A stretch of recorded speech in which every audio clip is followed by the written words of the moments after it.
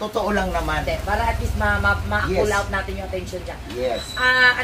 Alam mga palangga, maganda gamit. So kung makikilala nyo si Joe Kuya Estrada, Joe, that's one. siya yung dating nagkaroon ng kaso sa DSWD kay Kuya Willie Rebillami. Hindi ko lang alam kung alam ni Kuya Willie, so gusto ko lang i-call out yung kanyang attention, no? Kasi ano ba talaga naging usapan nyo ni Kuya Willie Rebillami? Ang naging usapan po namin, Miss MJ, na tutulungan niya yung anak ko mag-aral hanggang matapos ang college. At natuwa naman ako dahil siyempre kahit wala na doon sa financial support, dahil sabi niya patatapusin yung pag-aaral ng anak ko. In grade 11, in-stop na. Sino daw nagpa-stop? Siya mismo? Siya daw mismo at ang mga abogado namin, abogado niya, isa lang naman ang abogado namin na sabi wala ng pera si Willie. Walang pera si Willie. Walang pera na. So, hindi na mapapag-aral si Janjan. So, ang nangyari kasi doon, kasi wala kang pinanghawakang papel. Wala akong hinahawakang papel dahil ang abogado niya, abogado namin. Hindi. Abogado niya yun eh. Dapat may sarili kang abogado. Doon ako nagkamali dahil ang abogado niya, abogado yun mo. ang umawak na sa amin. Ay, hindi pwede yun. Dapat may sarili kang abogado. Kaya nga, yun nga. Kaya, pumunta rito yung mga sila, Morley, dapat nga pupunta pa rito si Tita Christy Perman at tungkol dyan, ay hindi na ako umano dahil tinawagan kami 3 months ago after the interview at nag-ano ito sa YouTube at saka mga television. Tinawagan kami ng kampo nila na huwag kayo mag-alala, yung producer nila na babalikan ko kayo.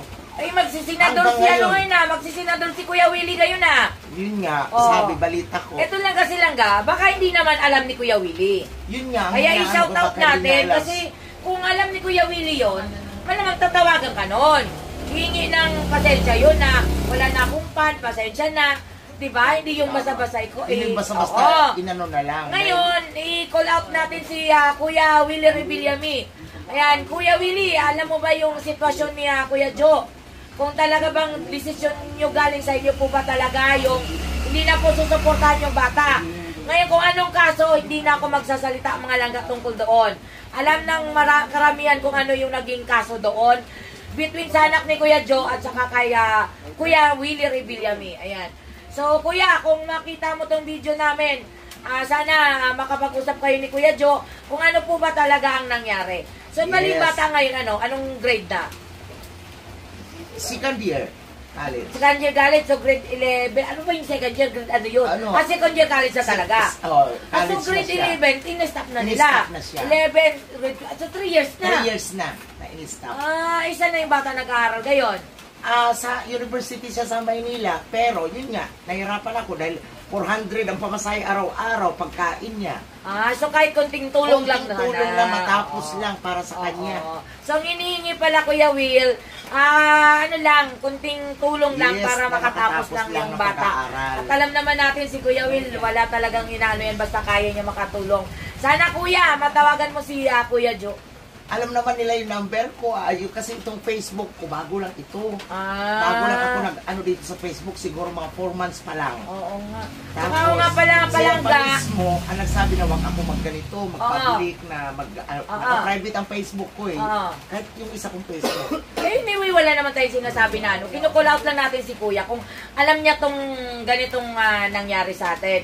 Tsaka mga palangga pala, today is December 24, Maki-Christmas na mamaya. Nandito kami kay Kuya.